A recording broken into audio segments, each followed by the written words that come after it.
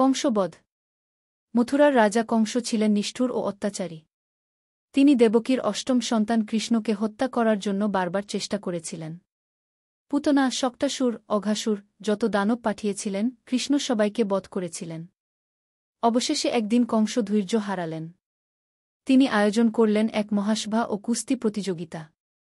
কৃষ্ণ ও বলরামকে সেই মল্লযুদ্ধে আমন্ত্রণ জানানো হল। মথুরার মানুষজন উত্তেজিত, আবার ভীত ছিল।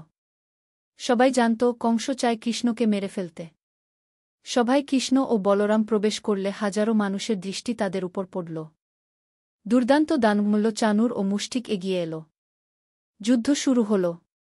চানুর কৃষ্ণকে আক্রমণ করল, আর মুষ্টিক বলরামের দিকে ঝাঁপিয়ে পড়ল। কৃষ্ণ চপলতায় চানুরের আঘাত এড়িয়ে গেলেন এবং এক শক্তিশালী ঘূর্ণনে তাকে মাটিতে ফেলে দিলেন।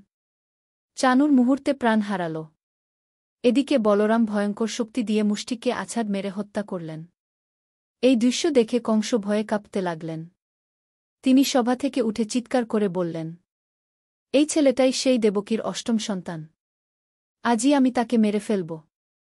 কৃষ্ণ দৃঢ় কণ্ঠে বললেন, কংস, তোমার অন্যায়, তোমার পাপের শেষ সময় এসে গেছে। কৃষ্ণ তখন বজ্রের মতো লাফ দিয়ে কংসের দিকে ছুটে গেলেন। দুই হাতে কংসকে ধরে সিংহাসন থেকে নিচে ফেলে দিলেন। তারপর তার বুকে চাপ দিয়ে কংসকে হত্যা করলেন।